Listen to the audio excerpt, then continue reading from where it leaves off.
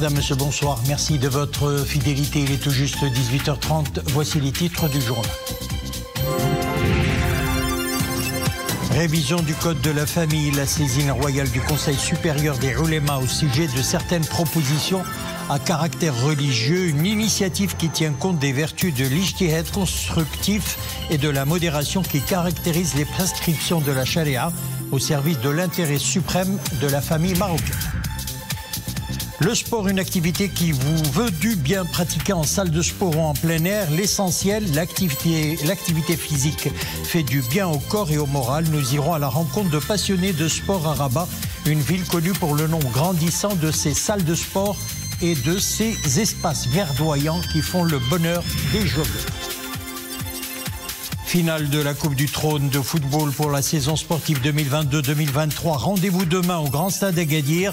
Une finale qui oppose le Raja de Casablanca à l'AS FAR. Le club casablancais est en quête d'un doublé Coupe Botola pour clore en apothéose une saison à succès. Avant le développement de ces titres, ce communiqué du ministère de la Maison Royale du Protocole et de la Chancellerie précisant ce qui suit, et je cite, « À la suite de l'annonce du décès de son Altesse Royale, la princesse Lalla Latefa, que Dieu l'ait en sa sainte miséricorde, il a été constaté un usage malencontreux sur les réseaux sociaux de photographies non authentiques et mensongères attribuées à feu son Altesse Royale, la princesse Lalla Latefa.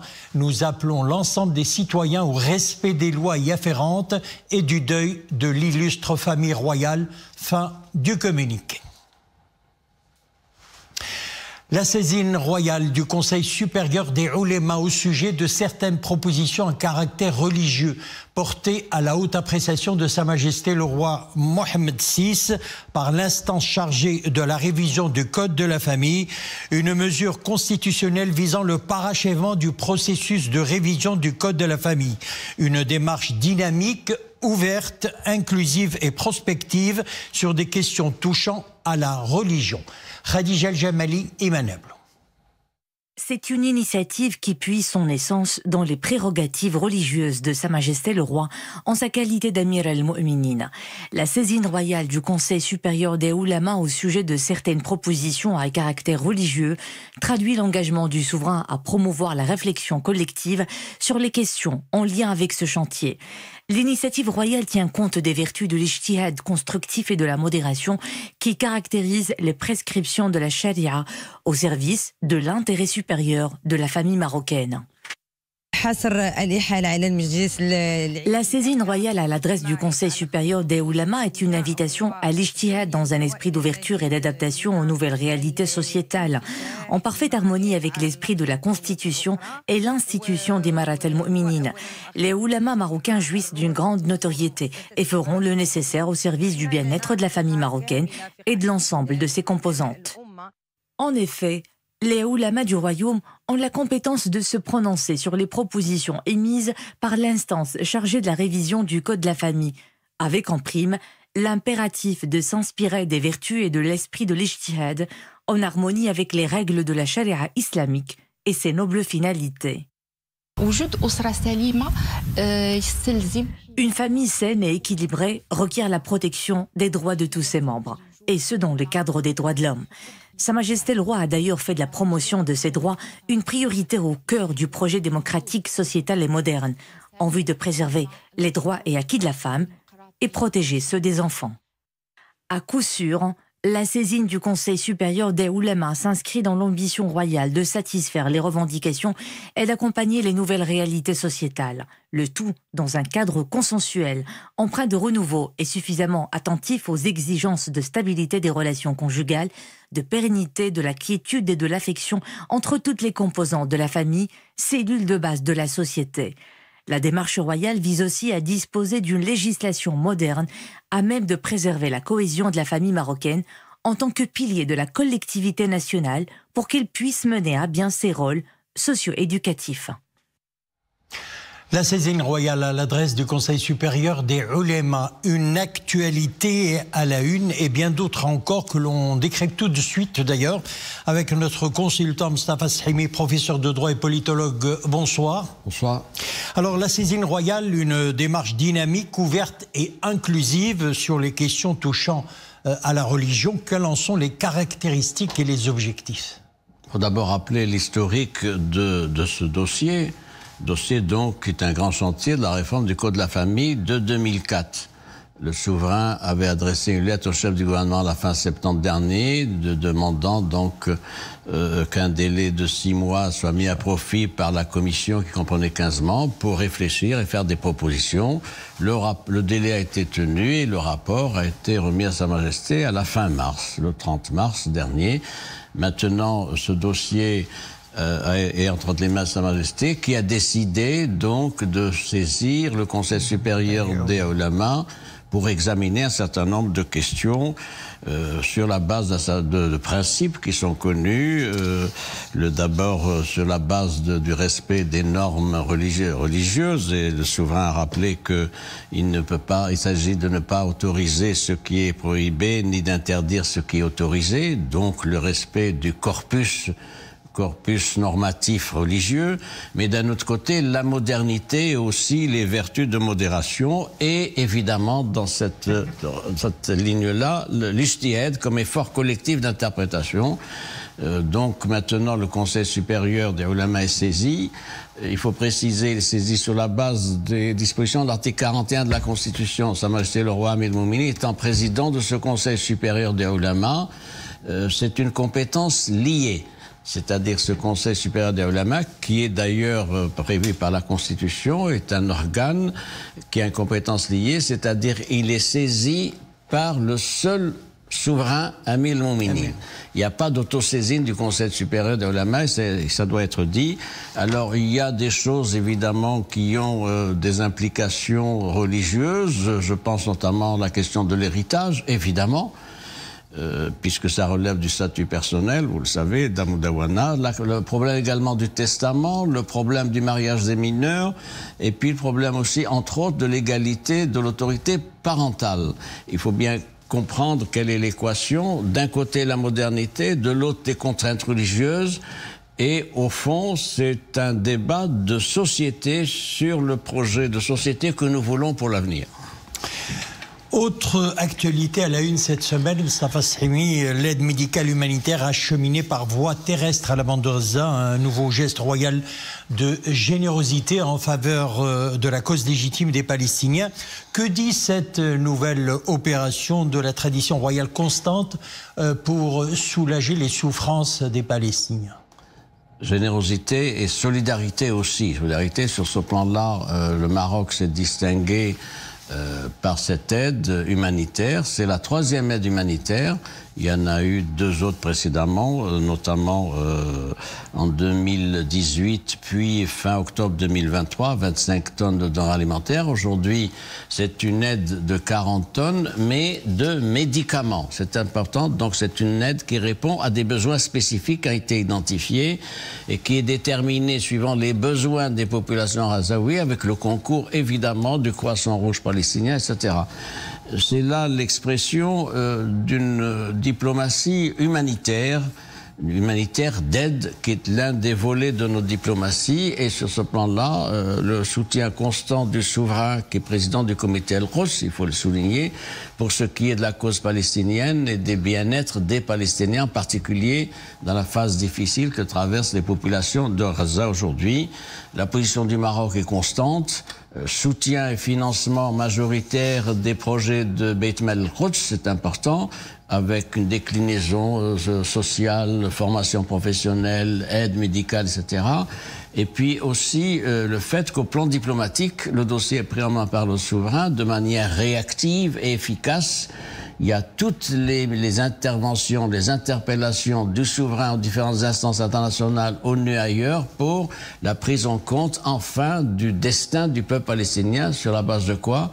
La base d'un certain nombre d'axes qui a été définis, 2 États, Un État palestinien, État israélien. L'État palestinien avec Al-Quds, Est, comme capitale de l'État palestinien. Le retour aux frontières du 4 juin 1967. Et puis la fin des mesures de répression qui sont prises par l'occupation israélienne aujourd'hui, testée par ce qui se passe dans Gaza, etc. Et le refus du déplacement des populations. Donc des positions de fermeté, de détermination, qui s'accompagnent d'une aide humanitaire concrète pour ce qui est de ces populations. Direction à présent Berlin, où s'est tenue avant-hier vendredi la première session du dialogue stratégique entre le Maroc et l'Allemagne. Le dossier du Sahara, donc marocain, a été traité une nouvelle fois par Berlin avec une position encore plus affirmée dans le soutien au Maroc, et par la même occasion, les deux pays créent une alliance pour soutenir la production d'hydrogène vert et le développement des énergies renouvelables. Quel bilan faites-vous de cette première session ? Le bilan, c'est d'abord l'amélioration constante des relations entre Berlin et Rabat. Il faut rappeler qu'en 2021, il y avait eu une froidure, si je puis dire, dans les relations entre les deux pays, et ça a été normalisé à partir de janvier 2022, il faut le rappeler. Donc c'est un processus maintenant de rapprochement, de partenariat privilégié, attesté par une déclaration conjointe du 25 août 2022, déclaration conjointe de nature politique sur le partenariat stratégique et le dialogue stratégique. C'est précisément dans ce cadre-là que s'est tenue cette session du dialogue stratégique à Berlin. C'est tous les 2 ans, donc nous sommes dans les délais. Le Maroc était représenté par notre ministre des Affaires étrangères, Nasser Bourita, et de l'autre côté, il y avait son homologue allemande également, Madame Annalena Baerbock. Et il a également eu des contacts avec d'autres ministres allemands. Ce qui est important maintenant, c'est des accords partagés pour améliorer les secteurs de coopération, notamment climat-énergie, vous l'avez dit, et vous avez parlé aussi d'une alliance pratiquement de fait pour ce qui est une alliance commune, donc des énergies, changement climatique et de l'hydrogène vert qui intéresse fortement les Allemands, on le sait.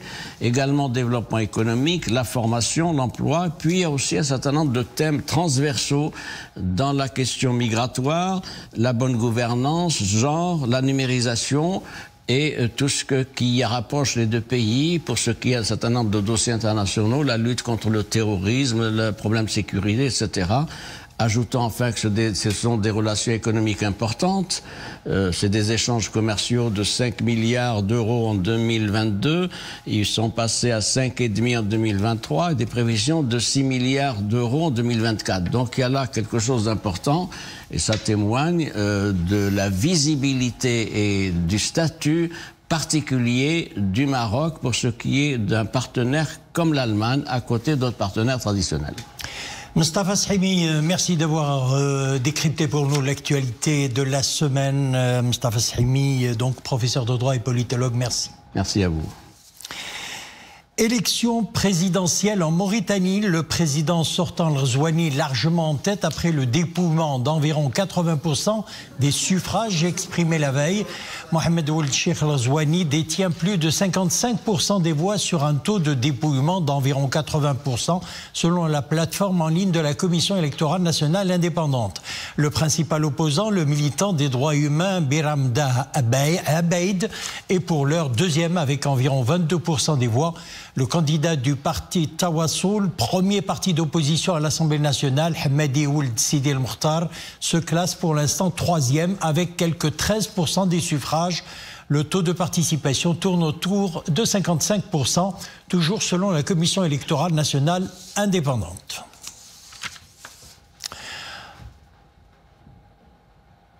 Autre scrutin, cette fois en France, le premier tour des législatives historiques. Les Français ont voté massivement ce dimanche à ces échéances qui pourraient ouvrir la voie à l'accès de l'extrême droite au pouvoir dans une semaine. Le taux de participation à ce premier tour a atteint 59,39% à 17h et devrait bien entendu changer d'ici 20h, soit 20 points de plus qu'au premier tour de 2022 à la même heure selon le ministère de l'Intérieur. C'est le plus fort taux depuis le premier tour des élections législatives de 1978 à l'exception du scrutin de 1986 mais qui se déroulait à la proportionnelle à un tour.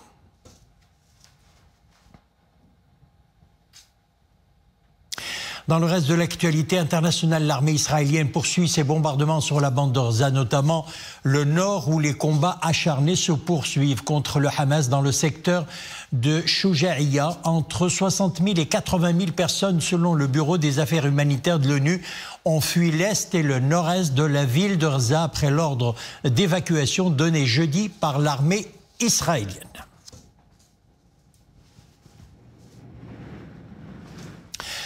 Avec le début de la saison estivale, les températures montent en flèche. L'exposition aux rayons du soleil peut causer des insolations.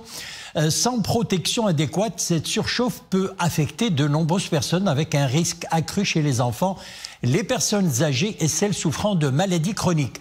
Alors, comment se protéger des UV? Reportage à Casablanca, Bouchaïb Ammari et Zakaria Mouqinbillah. Avec la hausse des températures, ces groupes de visiteurs ont investi les plages de Casablanca pour une journée détente et divertissement. Mais attention au risque d'insolation. L'exposition prolongée aux rayons du soleil peut représenter un vrai danger pour les estivants. À certaines heures de la journée, le risque peut engendrer des complications de santé. Pour éviter les coups de soleil, il vaut mieux amener les enfants se baigner le matin et leur mettre des casquettes. Il faut aussi appliquer un écran solaire sur la peau et opter pour des t-shirts blancs à la place des couleurs foncées. Nous préférons venir l'après-midi à 16h et éviter la période de midi où les rayons tapent très fort. En cas d'insolation, les conséquences peuvent être graves. Les médecins recommandent de prendre les choses au sérieux et de commencer le traitement le plus tôt possible. Les conséquences de l'insolation peuvent être graves, surtout pour les enfants, les personnes âgées et les personnes souffrant de maladies chroniques. L'insolation est susceptible de donner lieu à des complications au niveau du système nerveux. Les personnes bien portantes sont aussi exposées à des brûlures, des maux de tête, des nausées ou des douleurs dans l'appareil digestif. Il faut donc être prudent au cours de la saison estivale, où le risque de hausse de la température corporelle est plus grand. Premières actions à adopter en cas d'insolation, se mettre à l'ombre, se rafraîchir le corps avec de l'eau et se déshydrater. Tout cela dans le but d'éviter la hausse de la température qui ne doit pas dépasser 38 degrés. Autant de risques qui peuvent être évités avec de bons comportements et des actions préventives. Le sport, un véritable allié pour la santé physique et morale. Lutter contre la sédentarité est très en vogue de nos jours. Et ce ne sont surtout pas les espaces qui manquent pour toutes sortes d'activités physiques. Entre les salles de sport et le plein air, chacun y trouve son compte. Nous le verrons dans ce reportage à Rabat avec Abir Melouki et Maria Oued. Sur la corniche de Rabat, il y a comme des airs de Californie. Avec sa digue remplie de joggeurs, ses palmiers, ses terrains de foot et son paysage de cartes postales, faire du sport devient un plaisir et non une obligation.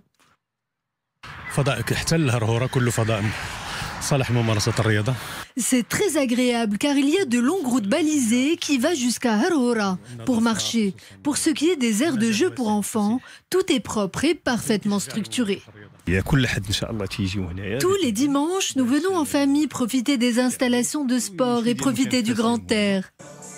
Pour celles et ceux qui préfèrent le sport en salle, à la manière d'un training professionnel, pas de panique. Rabat offre de nombreuses alternatives pour prendre soin de soi, de son mental et de sa musculature. Au programme, gainage, squat et kickboxing. Pour moi, le sport, c'est une thérapie. Le sport, c'est une liberté. Le mental est très important dans la vie. Voilà pourquoi le sport est une bonne alternative pour évacuer toutes les énergies négatives.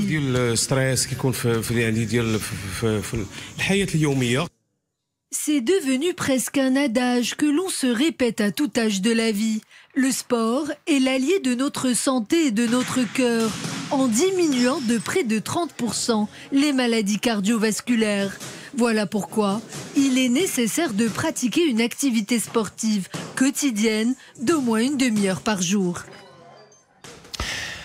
On parle sport, les amoureux du ballon rond, on parle toujours de sport, les amoureux du ballon rond auront les yeux rivés demain sur la ville d'Agadir qui va abriter la finale de la Coupe du Trône de football saison 2022-2023. 3 entre le Raja de Casablanca et l'AS FAR. Cette rencontre prévue au Grand Stade d'Agadir à 17h se déroulera sur fond de revanche entre le champion de la Botola, le Raja, et son dauphin, l'AS FAR, qui se sont disputés le titre du championnat jusqu'à la dernière journée. Zakaria Morinbil. C'est au Grand Stade d'Agadir que se déroulera un duel de haut niveau entre l'AS FAR de Rabat et le Raja de Casablanca, au titre de la finale de la Coupe du Trône. Une rencontre au goût de revanche pour l'AS FAR, qui a perdu de justesse le titre de championnat au profit de son rival casablancais. Équipe la plus primée à la Coupe du Trône, les FAR comptent bien remporter la 13e Coupe de leur histoire. Un objectif que les protégés de Nasreddine Nabi sont déterminés à obtenir pour se réconcilier avec leur public et compenser la perte du championnat lors de la dernière journée des compétitions. L'équipe militaire est donc face à une opportunité en or pour ajouter un nouveau titre à son répertoire déjà riche en consécration. Pour sa part, le Raja de Casablanca ne compte pas s'arrêter là après sa consécration au championnat. Optimistes et enthousiastes après leur sacre, les joueurs du Raja devraient tout faire pour gagner la Coupe du Trône et réaliser ainsi un doublé historique. Une consécration qui clôturerait une saison exceptionnelle en compagnie de l'entraîneur allemand Joseph Zinnbauer. Les Verts et Blancs n'ont encaissé aucune défaite au cours de cette saison. Un atout de taille que le Raja compte exploiter pour clôturer la saison en apothéose en remportant la 9e Coupe du Trône de son histoire sur un total de 14 finales jouées. C'est donc une rencontre avec beaucoup de suspense qui s'annonce entre le Raja et l'AS FAR. Une rencontre qui sera suivie par des nombres importants de supporters des deux équipes. Ce sera demain à 17h au Grand Stade d'Agadir. Et bien entendu que le meilleur gagne. C'est la fin de notre édition. Merci de l'avoir suivi. À demain.